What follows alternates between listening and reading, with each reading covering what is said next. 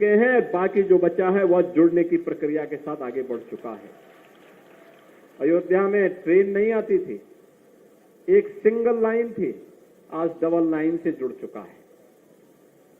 अयोध्या में एयरपोर्ट नहीं था, आज इंटरनेशनल एयरपोर्ट बन चुका है। 14-15 फ्लाइट अयोध्या से जुड़ चुकी है।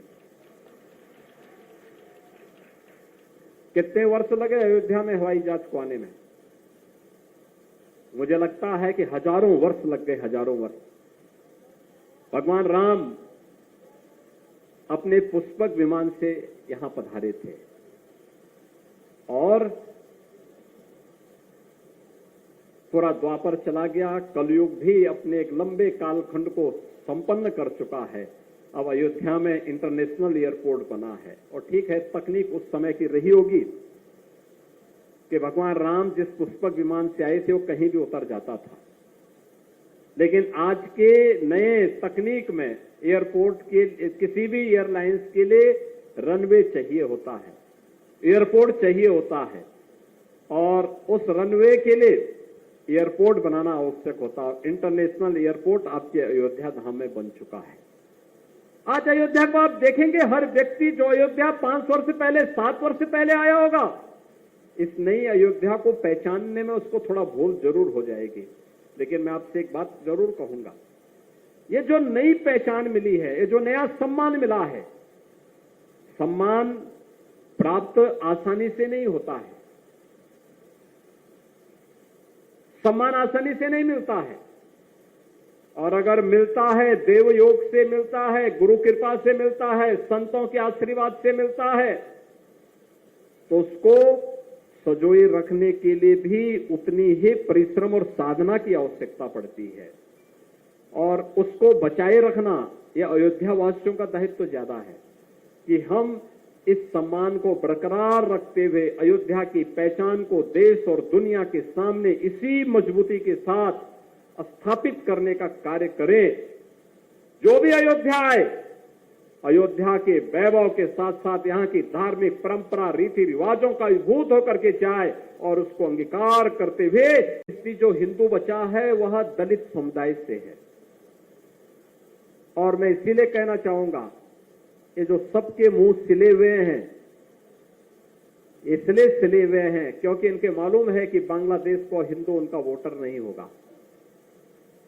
वह हिंदू है, ये हो सकता है उसकी गलती हो, लेकिन हम उसको गलती नहीं मानते, हम उसको मानते हैं उसका सौभाग्य है कि वो हिंदू है और उसकी रक्षा करना हम सबका दायित्व है। उसकी पीड़ा के साथ खड़ा होना हमारा दायित्व है। हमारे लिए वह हिंदू है, एक मानव है, एक मानव के नाते उसकी मानवता की रक्षा करना, उसके जीवन को संरक्षण देने के लिए एक आवाज उठाना, ये हमारा दायित्व है और हम अपने इस दायित्व को निर्वहन जीवन भर करेंगे। ये किसी भी पक्ष और विपक्ष का मुद्दा नहीं, बल्कि मानवता को बचाने का मुद्दा है। राक्षसी वृत्तियां जब भी धराधाम पर प्रबल होंगी, उनका मुकाबला करने के लिए हमें तैयार होना पड़ेगा। भगवान राम तो अयोध्या के राजकुमार थे। अयोध्या के राजकुमार रहते हुए वे चाहते अयोध्या में राज करते, लेकिन नहीं, एक बार पिता के मुंह से निकल गया, भले ही पिता ने अपने शब्द वापस ले लिए, लेकिन राजा दशरथ उनके पूज्य पिता हैं, पिता के मुंह से जो शब्द निकले हैं उसका पालन होगा, और पालन इसलिए होगा, इसी बहाने राक्षसों का अंत हो जाएगा, और उसी का पालन करने के लिए वे निकल पड़े थे। और इसीलिए आज मैं आपसे कहने के लिए आया हूं, हम अपने हित और कार्यक्रम अपना स्थगित करते हुए अयोध्या धाम पधारूंगा, और मुझे आज मिल्कीपुर क्षेत्र के इस कार्यक्रम में आने का सौभाग्य प्राप्त हुआ है। बहनों और भाइयों, इन पूज्य संतों ने अपना पूरा जीवन लोक कल्याण के लिए समर्पित किया था, धर्म जागरण के लिए, धर्म के अनुरूप अपने कृतित्व के माध्यम से अपने कर्तव्यों का पालन करते हुए देश और समाज को उसके अनुरूप चलने की एक नई प्रेरणा दी।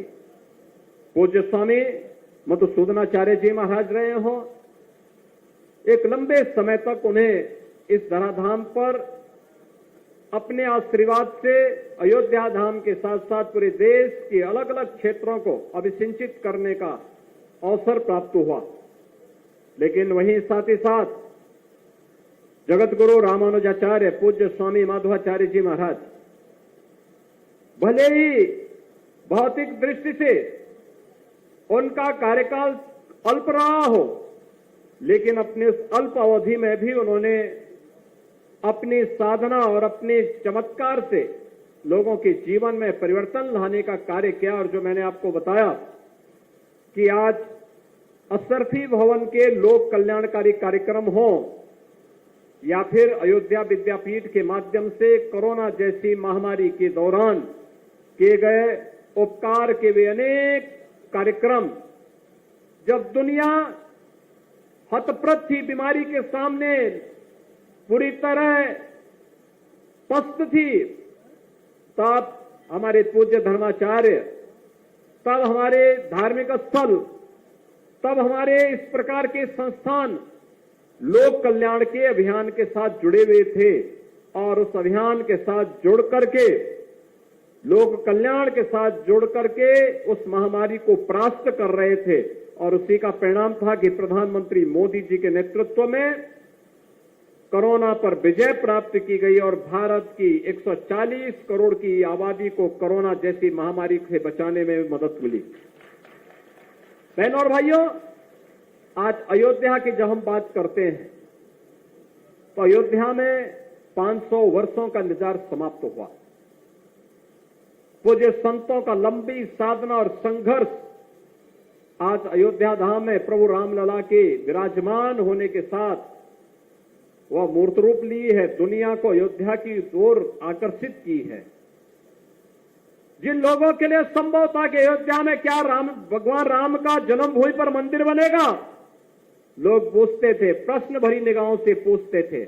हम लोग तब भी कहते थे, हाँ जरूर बनेगा, चिंता मत करिए, जरूर बनेगा, अवश्य सफलता मिलेगी।